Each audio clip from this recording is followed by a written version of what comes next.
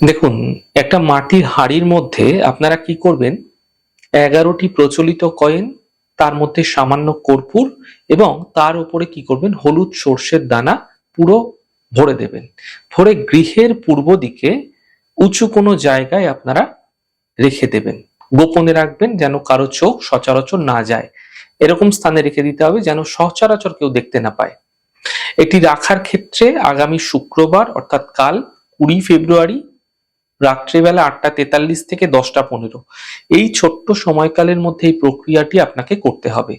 শুধুমাত্র প্রত্যেক শুক্রবার দিন সামান্য সামান্য কর্পূরের টুকরো এই সর্ষের মধ্যে আপনি ভরে দেবেন। এতে লাভ কি হবে আপনাদের?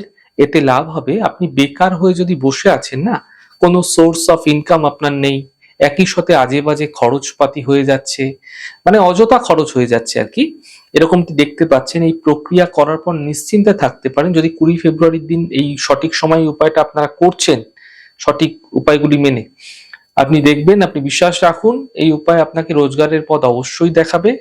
কোনো না কোনো কাজের যোগাযোগ, কোনো না কোনো কাজের খোঁজ ধীরে ধীরে অবশ্যই আপনারা মিলতে দেখতে পাবেন। বিশ্বাস, ভক্তি এবং ধৈর্যের সঙ্গে করুন, সফলতা অবশ্যই মিলবে।